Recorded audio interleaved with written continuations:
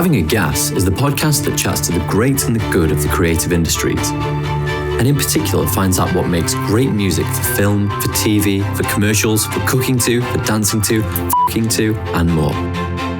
Today I'm having a gas with Grace Francis, a forward-thinking tech impresario whose enthusiasm and expertise in digital has caused them to ricochet through several major agencies, most recently being snatched by Karmarama to serve as their Chief Experience Officer.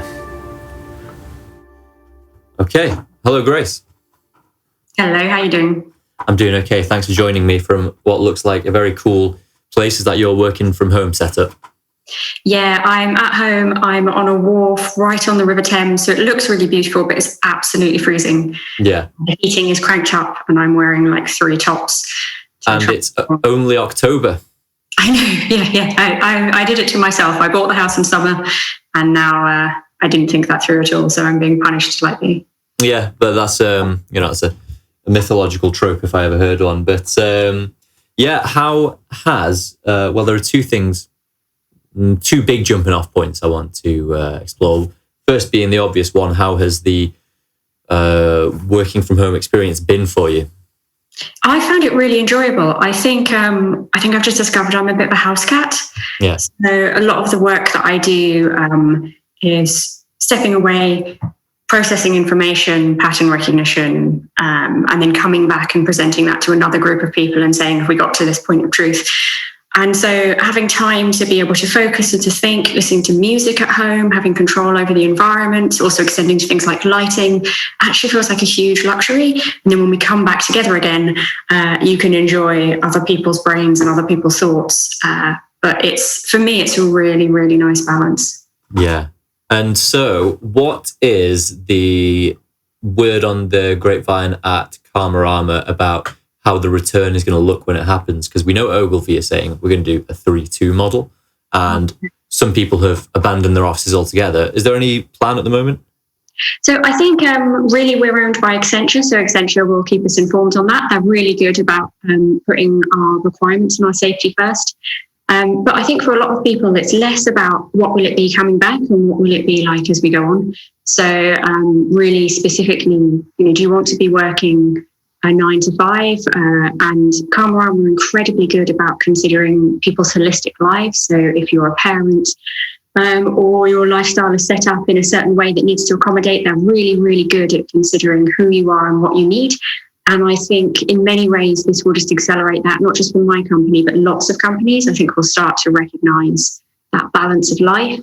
I think things have changed a lot in the last 10 years or so, where technology has meant that the division between working and not working has been blurred for a lot of people, pretty much anyone in an office. That blur has only increased, I think, for a lot of people in lockdown and in the sort of spaces between as we're sort of in the longer term pandemic view. And I think we're now starting to recognize how important it is to look after ourselves as individuals. But I also think companies are really working hard to think about what the employee experience is. And again, from a professional point of view, I think I'm talking with a lot of people around, is employee experience actually an essential part of customer experience? So not just how you treat your customers and your potential customers, but how you treat your own employees and how you look after them. So I think we're all thinking about that quite a lot, really. Yeah, like everything, you have input and output, and the input affects the output. When I had a discussion with Ben Kay for this podcast earlier this year, he was talking about the traditional experience of London advertising, work, evenings, weekends. It's a pitch, we get all hands on deck. And are you sensing then there's going to be a slight reshifting of the balance because towards, like you said, employee experience and how it is to work for the client and work for the brand as well? Because this has been global across the board. It hasn't just affected our industry. Therefore, the conversation can be had. Oh, no, frozen. Are you okay? You were so close to the end of your question. Okay, let's see how that behaves. Thank you for your patience. No, thank you for being the technical help that we needed. Yeah, so obviously we just got to witness your broadband go up against your mobile provider, and we saw who came out on top. So it's really interesting how one of the things about being at home, being isolated at home, is that one, you're responsible for that yourself, but two, how easy it is for one thing to snap and fall away, and you don't have the infrastructure of a team of people to sweep in. I found the same thing with experiences like this. I'm so used to, for video recording, walking in and there being a camera person and someone fitting you with a mic and saying, sit here, look here, do that again. Yeah, ready to go. And you realize even the physical labor, I say it's like an incredibly tiny person, like the physical labor of lining up a second camera angle and getting it right and leaping over the furniture. So I'm definitely looking forward to everybody having a job and being very appreciative for what those jobs are. Oh yeah, absolutely. And the Zoom revolution has turned everyone into their own production assistants, hasn't it? Everyone's doing their own angling. And, I just spoke to a strategy exec at one of the other major agencies. And it started with, blacked out against light coming into the camera. It's, let me turn that round. And then, so yeah, it's been an interesting experience watching everyone adjust to this. But again, you appear to have it down because, the angle is good, the backdrop is good, just enough green to feel like we're, Oh yeah, close plant. There we go. Bit of humanity. So the working from home experience has brought about some potential for transformation in the way we all work, which has been a really interesting thing to talk about it. And for a lot of people, it's been a long promised utopia. One day we'll all be able to do this. And then when we were forced into it, there's been mixed feeling about how sustainable it is, like socially or otherwise. So do you think it's going to be a case of trying to meet both of those needs at once? It's meeting the needs of the social environment, but also meeting the needs of work-life balance. Yeah, I think in many ways this is a false test, right? So the New York Times did a really beautiful photo essay on the things that were abandoned in their office.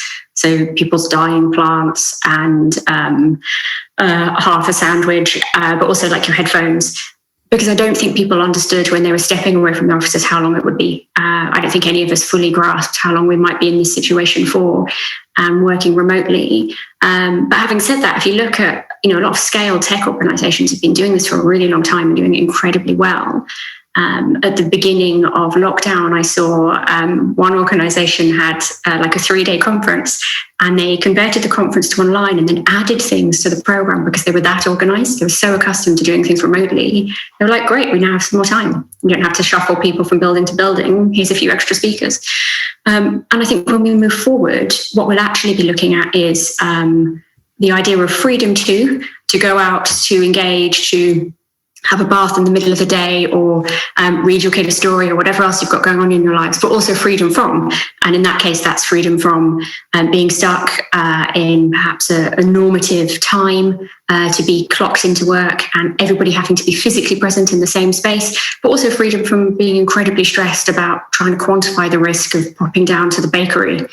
And those risks aren't absolute. So the risk today is different than the risk tomorrow based on the people who are there and government guidelines and lots of other different things. So I think in the future, we'll actually be able to try this and enjoy it holistically rather than just noticing the patches of what feels good.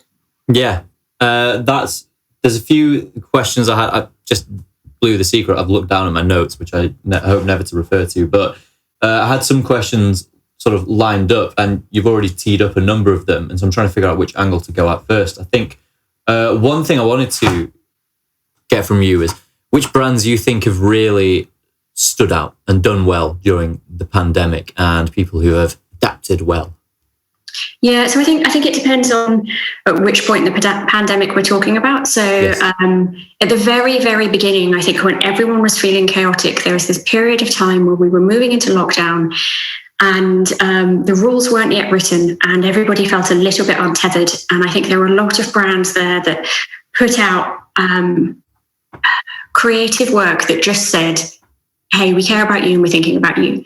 And that sense of purpose and that sense of recognition actually made a real difference. And I think we saw that a lot with our client requests as well. So when we first started in lockdown, I was at Droga 5, and Droga 5 New York were responding very, very early with a piece of work from Facebook that had a poem by Kay Tempest.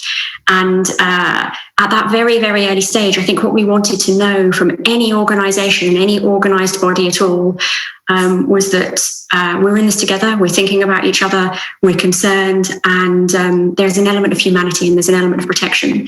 We're at a really, really interesting point where this is, I think, the first acute time we've considered ourselves as a planetary group of people. To sound, Yes.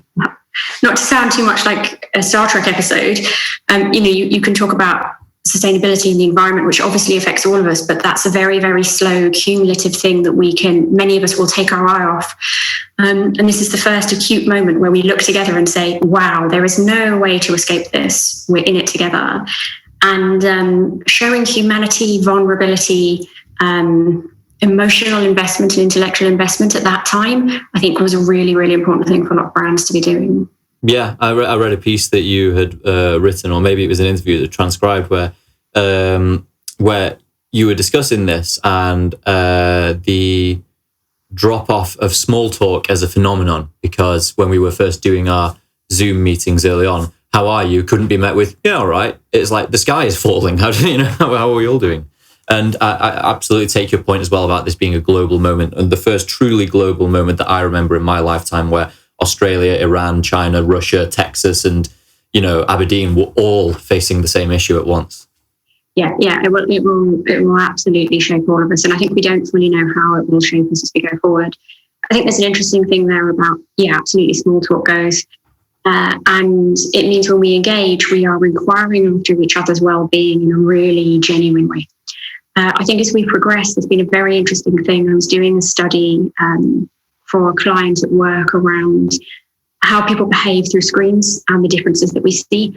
And often when we look at someone famous through a screen, because we don't have that proximity element, the closeness of them, the excitement, the sort of neurochemical response to be in the same room as that person, whether that's, a play or a gig or being in the audience of, a shoot. What we ask for through screens is more intimacy. So we're expecting them to be more vulnerable. We want to know the gender reveal of a celebrity's baby. We want to start seeing them vulnerable the moments before they walk on stage to deliver a speech. It's not enough to see the speech given and the award given. We want the vulnerability beforehand. We're trying to make connections through a screen where primarily, our eyes are fed, but our other senses are starved. The question of whether we have a right as a viewing public to famous people's vulnerability is a really, really pertinent one.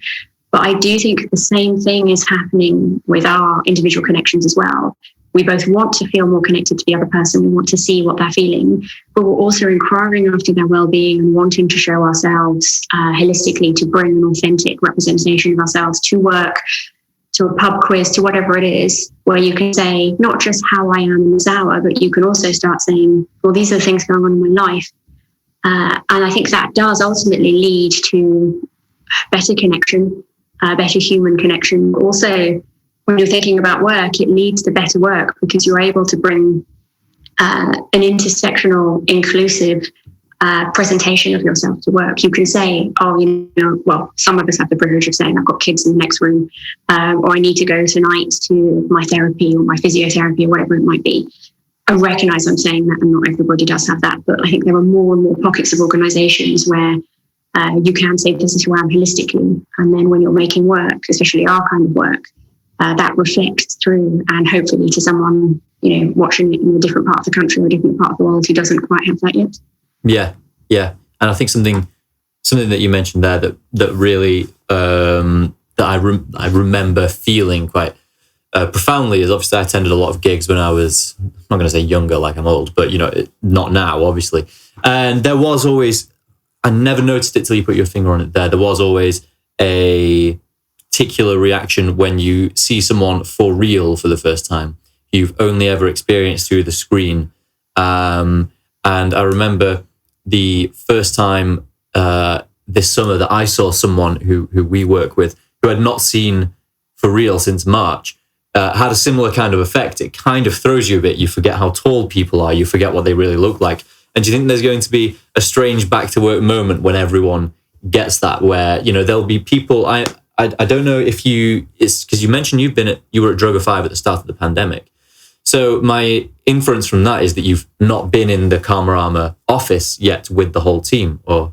Yeah, so I've been, because Droga and Karmarama are both owned by Accenture Interactive, I've been to the Karmarama office for drinks and presentations, but as a guest. But a lot of the team I'm working with, I haven't met in person. And actually, there's a load of freedom to that. You know, often we're a little bit further back, so you can see a bit more of who I am. But a lot of the time, we're head and shoulders in a box. Nobody knows I'm 5'2". It's really freeing. I'm like a normal height person. Yeah. But also, you don't get to see personality, persona, opinions, tastes through clothes anymore. You get to see them through the backdrop of someone's house. Yeah.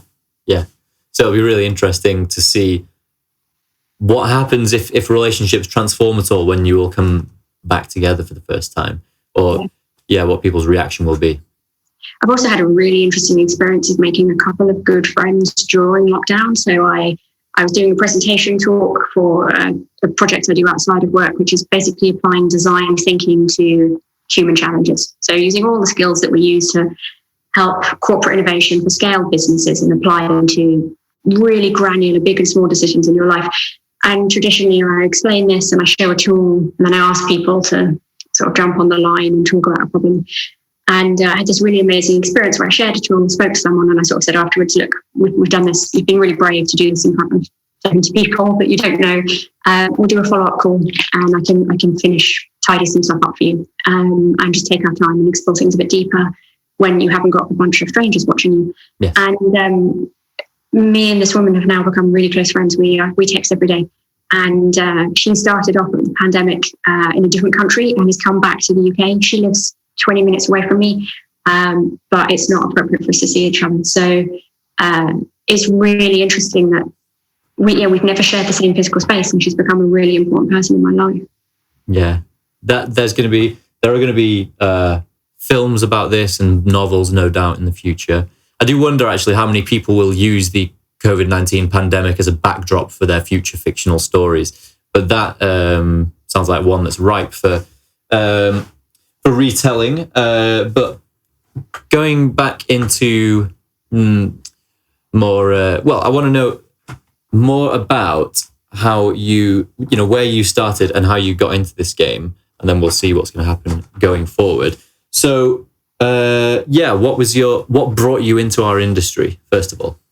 So, interestingly, I started off in scale tech, and I started working for, I moved over to Dentsu Aegis, and so it's still an agency model, but far more technically plugged in.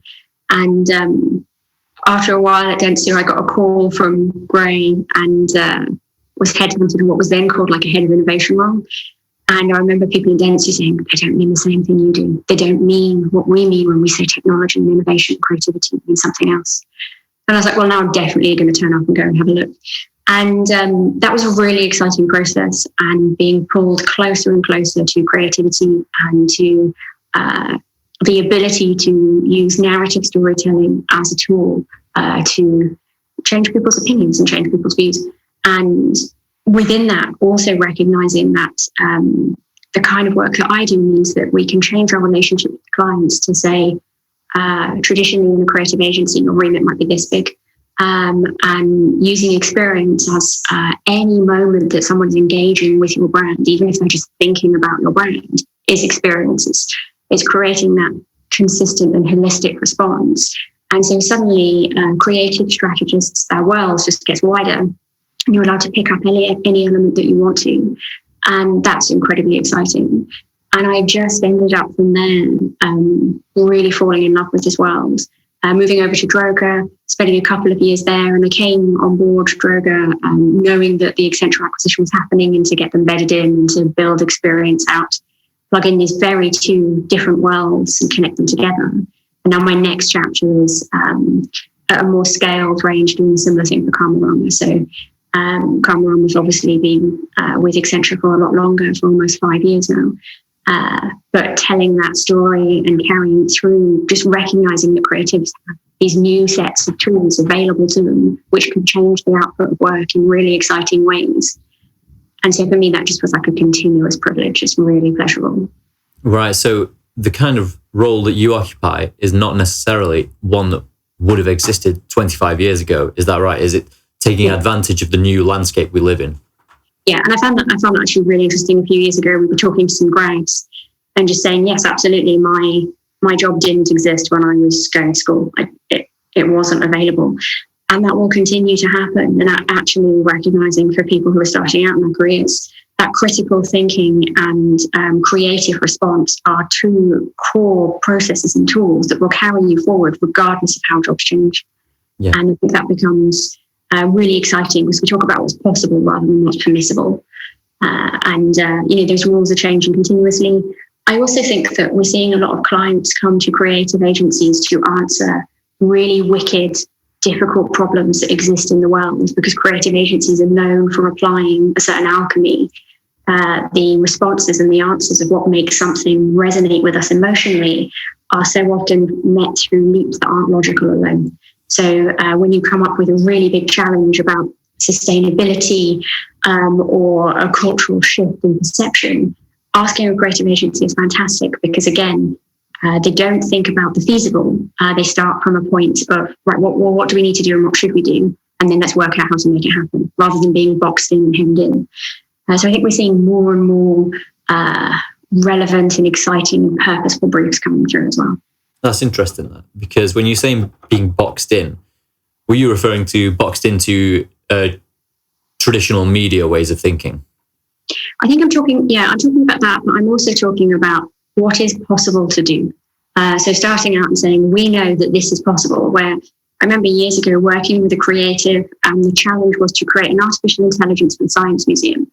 And he sat down and was like, right, let's reinvent God. And I was like, okay, right, here we are over here. And the tech people are going, okay, well, here's our tech stack and this is what we can do. We can give you a chatbot. But somewhere between let's reinvent God, which we'll acknowledge is like quite a precocious thing to say, and we can make a chatbot, is a really good space in between. And it just means that the shape of the brief and the shape of the permissible world gets shifted. And creatives in particular, but all creative agencies, I think, are really, really good about saying, well, actually, what do we want to do? What would be cool to do? What would be impactful to do? And then building out from there. Yeah. And whilst creativity naturally has to have constraints, that is always the ambition, is to think, what do we want and how are we going to make it happen? Not what can we already do, what have we means tested, because that runs against presumably the core ethos of the creative agency. You know, what's expected, which is something that's coming up a lot recently in these discussions. Is, you know, how do we break out of what we're expected to do? Because for the first part, I was mostly talking to creatives, and one of the discussions that would often come up is, if it looks like the kind of work that you expect, then it's wrong because you expect it. If it looks like a traditional ad and sounds like one, then you should be moving in a different direction. Is there any either work that you've been part of or work that you've seen that you think has really done a good job of moving the conversation forward and not doing what's expected, but being very effective? Yeah, I think in terms of like long legacy campaigns, I think I'm going to talk about Droga5 again, I'm sorry, but a lot of the work is very good. I think the New York Times campaign that's gone on for a number of years and a recent iteration came out has really shaped what it means for creative agency to work with another organization. So specifically, we're talking about journalists who traditionally would not enjoy advertising. If you think about the relationship between journalism and advertising, it is fraught. One has propped up the other. The industry has morphed and changed repeatedly. But what we've seen there is, by making the journalism the core of the story and showing the value of free press and communication, extending even beyond the New York Times themselves, suddenly there's a relationship where the advertising is showing the journalism. It feels like short form documentary. It feels invigorating and fresh and relevant, and nothing like an advert. And it feels like you're being informed about something that you desperately need to hear about. that's incredibly exciting. And it ends up with that relationship informing, those people who are working in the newsroom who have respect and interest for the role of what advertising is playing and doing for them. So for me, you can't really ask for anything more to have evoked such a change and to play such a significant role. And I think at its best, creativity, creative briefs and advertising starts to shape how we feel, not just about an individual brand, but about an industry, and conceptually being given the right information, being given the truth in a way that is accessible to all and often free is essential. Yeah. Let's on the subject of brand perception, which is I got the impression that's a big part of your remit, isn't it? It's about what the brand is doing when they're not actually in front of you, what they're doing in your perception of the brand. And an example I wanted to turn back to was hooking into the question of how brands are affected by the personality of their leaders, because I think we've noticed, I don't know whether it was always the case, but we've noticed in the last 10 years that there have been some examples of where we might really like the offering of a brand, we might like the product that they're giving us, but the perception of the front man or front person of that brand can affect the perception of it. And the most specific measurable example I can remember was the share price of Apple rising and falling with Steve Jobs' health conditions, because the implication there was, well, the innovation all comes from the leader, which is clearly not the case. And so when there is no leader, we expect that to go down. Yeah, so I do think it's very interesting that we've moved from a position of seeing corporations as faceless entities, and we start to recognise, who's steering the ship, and that's not just the CEO. Sometimes that's the full board or the full exec team. And this isn't just us as adults operating in the world. You can say a 10-year-old can tell you who's in charge of Amazon, who's in charge of Microsoft. I know what this person looks like. I recognise this person as a figure who exists. For me, this is a really fundamental, important shift. Corporations have the ability to, as organised bodies, shape our culture, shape our society, lean on legislation when they choose to, and contribute to society as well. So what we're starting to see is that a brand is a group of people rather than an institution, and the corporation itself is run by a body of people. Now, what's interesting is sometimes with the Steve Jobs case, you end up tying an individual, a single individual, and their personal life, their personal choices, their opinions, and you see it in his biopic. You attach that with the whole organisation, but actually I think what it does is bring a humanity to corporations. And it also means that those of us who are sitting in positions of authority and leadership must be expected to be scrutinised, not quite the way a politician would be, but certainly to accept that to lead a company right now means to be in the public eye. And that doesn't just have to be one of the largest companies in the world.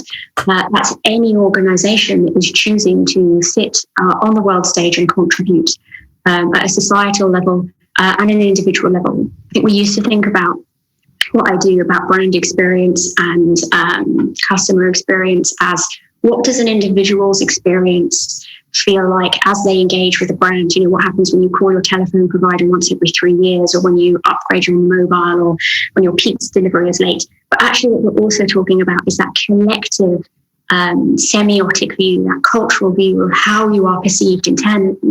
And I think one of the biggest changes is that idea that any scaled organisation isn't a faceless corporation, is in fact a group of people, and the people sitting at the heart of that are accessible to you. You can tweet to them, or you can write to them, you can engage them and talk, and that can only be good. Do you think Apple was the first major example of that? Certainly the first one I can remember. What you were referring to before is how we didn't used to think of individuals with their brands. We didn't used to think of who the chief exec of Coca-Cola was, or the chief exec of McDonald's. It didn't, as you say, make news. But now the Zuckerberg is attached to Facebook. Jeff is attached to Amazon. Steve was attached to Apple. Do you think that's going to be more the case? And is that a recent development, or is that just my biases, my lack of knowledge?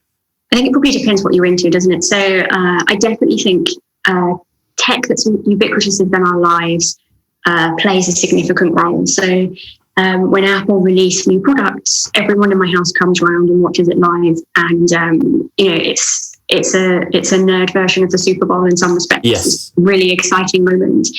And so because the products they're creating are evolving in our lives and so personal to us, I'm sitting here with like 2 phones, and they play a significant role, but also it's because you're interested in them. So I do a lot of work in banking and fintech, so I'm really interested in who's leading there. That's not just about professional connection, it's also about taking an interest in how that part of the world is evolving, what's happening with open banking, what roles do banks and neobanks have to play in our lives. I think I've just probably told you I'm really boring. But I think we're going to see more of that, because actually if you are a scaled corporation, you are on the world stage and you're expected to have a response. What we've seen in lockdown is, I think, a really surprising element that it can be your job to deliver someone's groceries, and suddenly there's a lot of pressure on you to determine everybody getting their groceries, or the right people, the people who need it most, to have those deliveries at home, whatever it might be.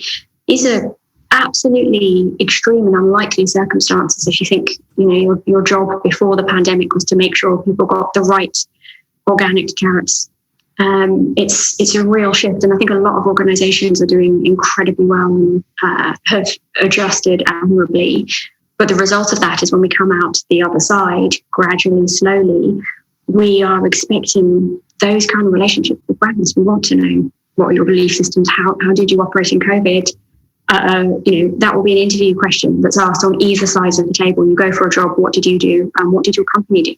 How did you help your employees? How did you help society? In terms of marketing trends, brand purpose is having a real moment right now. And what you were just describing about how did your company behave and what do you believe in, being a relevant question, sounds like it leans towards that area. So one of the things I have tried to ask everyone is, first of all, do you agree that we're in the midst of a social purpose marketing moment? And if so, what brought it about, or, why has it happened? Yeah, so I think we saw, I do agree with them. I think we saw, obviously, actually over a year ago now, an accord in place where large corporations, 181 corporations led out of the States, were saying, we are not going to judge the performance of our organization on profit alone. Profitability is not the one element that we will judge us on. We actually need to consider our accountability within the world and what measures do we need to take. And I think at the time, a lot of us were thinking about sustainability. And I think what we've seen through COVID, through a global pandemic, but also through Black Lives Matter, through some of the global repositioning of laws around rights for gay and trans people, we're in a really, really difficult spot where I think organizations are starting to understand we can't just pursue one line that perhaps affects us. And we can't consider weighing out the balance of what our organization contributes and then what we need to do to show support in that area. We actually need to look at a far more holistic point of view. And in doing so, I think we need to be in a position where we say, how can we as agencies start supporting that very complex, nuanced element of saying lots of things are happening in the world at once. How do we engage in the right ways, not just at the level of this is okay, but what do we need to do to affect real change? Why do you think brands are more concerned about appealing to the values of their consumers than they used to be? I think some of that is about the connected world. I think that's about, we spoke about this moment in history where we are a singular planet. And I think an extension of that is, the last 10 or 15 years, we've had a very good understanding of current affairs from a world view. You turn on the news and you know exactly what's happening in other parts of the world. You can choose to tune in or out or not, but it is present and readily available to you.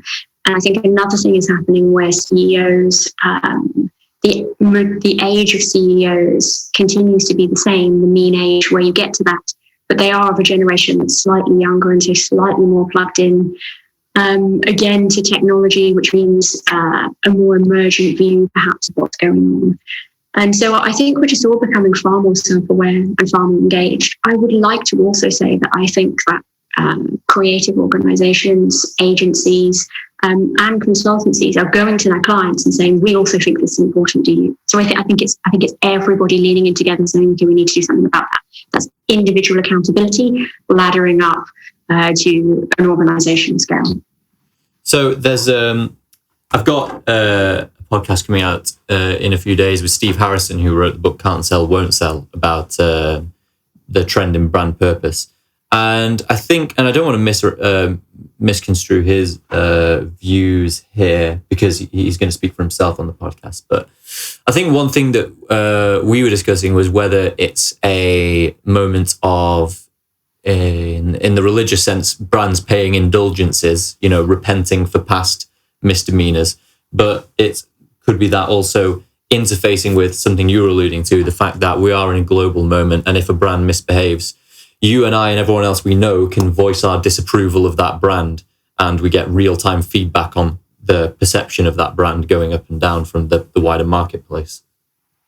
Yeah, I think it's interesting. I think it's a sort of sore point of view to suggest that brands are towing the line because people can have a go at them on Twitter.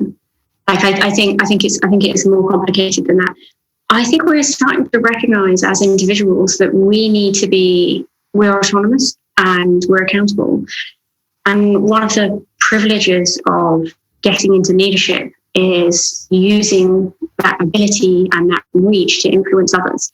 So I think as we start to understand this, I think there's a lot of real sentiment for change. I think there's a lot of organizations saying, hey, I'm part of this, I want to do something. I do think version 1 did look like, if I make a product with a plastic bottle in it, I need to really think about recyclability. I need to think about that karmic balance. And that is happening. A lot of organizations can have that element, but it's not enough just to say, hey, we use plastic bottles, and therefore we've made sure they're 100% recyclable now. Well, what about all of the other issues that need to be considered holistically for your staff force, the people you engage with? And it's about recognizing, for realistic systemic change to happen, you need to have an organized institute to be behind it. That institute can, of course, be the government. It can be any group that's organized. Religious groups are a really useful example here. Schools, universities, but corporations are the really other obvious example. They are organized already. They are set up already, and they have the ability to make seismic change when they choose to. If you're at the top, you have an accountability to do it. And I think a lot of us, what I'm seeing from my clients is they're switched on, they're asking for that help of the best way to do it. They're doing it themselves without us as well. So I think maybe that's the opposite view and is far more positive and sunny. But I think change doesn't come to increase profitability alone, or to increase a couple of headlines, or to decrease the number of people having a go at you on a Reddit forum or on Twitter. I think it has to come from actually wanting to do something. Yeah, I do hope there is an optimist in me. I do hope that that the moment we're in does encourage a movement towards sustainable profitability. I'm encouraged by what you were saying about the call to greater individual responsibility. And hopefully, for me, the thing that I always hope is clear is that as much as the C-suite in a corporation is full of individuals, they all have the potential to influence change because of the organizations at which they sit, that they sit at the top of. I always hope that it's clear that we, the younger people who aren't at that level yet, have the same level of individual responsibility for our actions. They are just another version of you, but with a few more years and having climbed a bit higher.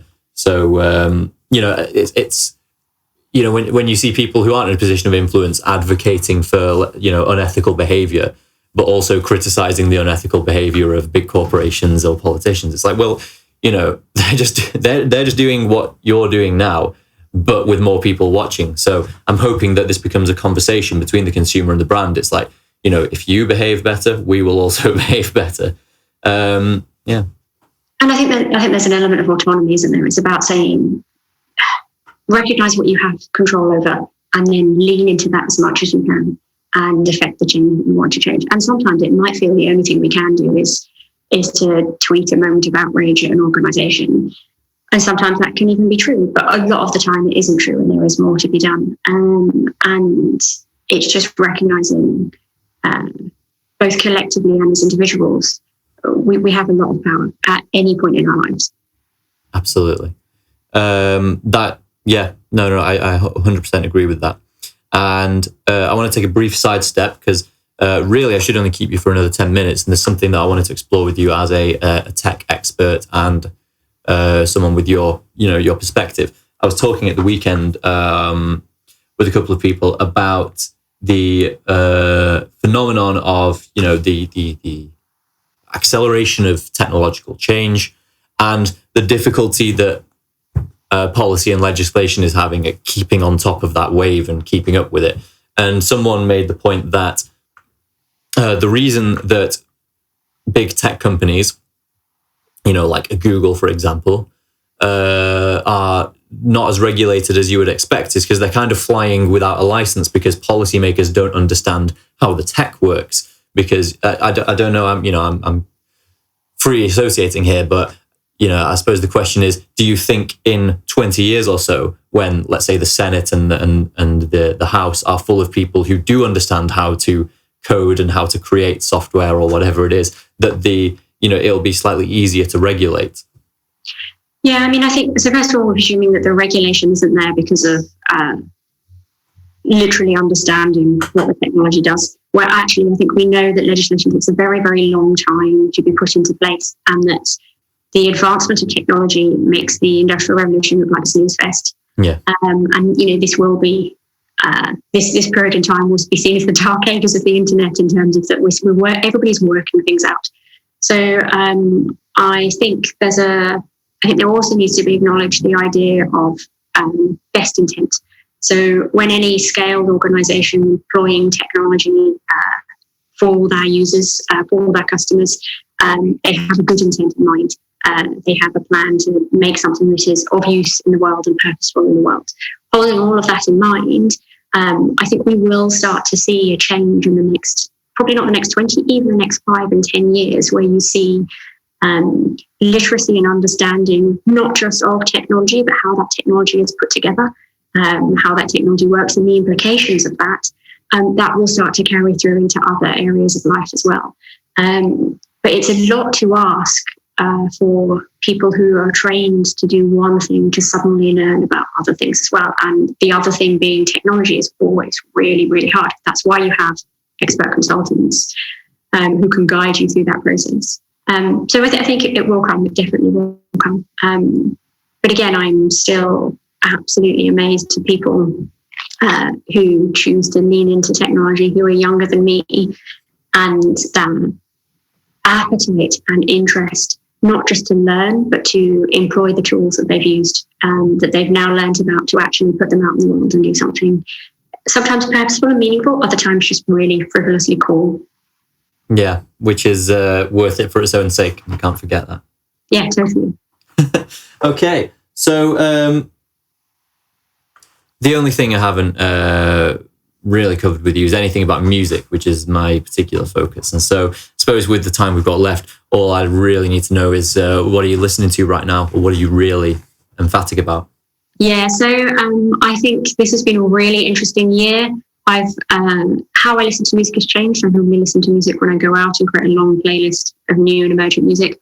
I'm really enjoying Open Mike Eagle. He's just come out with a new album called Anime, Trauma and Divorce. This is a 39-year-old hip-hop artist who went into therapy and ended up pouring results into a really, really incredible album. And the idea that suffering can create art is probably a message I think all of us want to hear right now. Yeah. And I think that's hugely significant to all of us. I have a woman I was mentoring through design, and who decided to push into her first love of music, a woman called Sue Lee, who had an internet sensation at the beginning of the pandemic with a song called I'll Just Dance, which is basically, she described as having a breakdown on YouTube and making a song about it. Right. And how to survive. And I think that kind of emotional ambition to carry through in this moment, to get through hour by hour, or when things go wrong, to lean into it. Doesn't always have to be about creating something. I think there's a lot of pressure to create, but the idea of saying, wow, yeah, things are hard. I'm just going to go with it and I'm going to see what comes out, I think is a really exciting thing all of us should hold on to. Well, that's like true creativity, isn't it? It's when you're not starting with a destination in mind, but you're just acting and reacting and seeing what comes out of it, and then being like, well, that's what that moment was about. I think I'm also seeing like a lot of bands that I loved as a kid coming out with new music. I saw like Arab Strap, who haven't made music in 15 years, have just released a single. And a lot of that was they were saying they can't keep creating such ridiculous content when they're old men. And it turns out that the pandemic proves that they can. And yeah, it's similar to, I think, like, think about like No Effects, like you're growing old, but you're not growing up. And that's been quite refreshing. Also, nostalgia is really useful right now, isn't it? Escaping to something, another time, listening to something, from another point in your life. Nostalgia, which was once, I don't know if it's once described as, or even if the etymology of the word is, it's a kind of illness, nostalgia. It's a kind of sickness of the soul. And it's interesting that during an actual literal pandemic is the time for that to be valuable.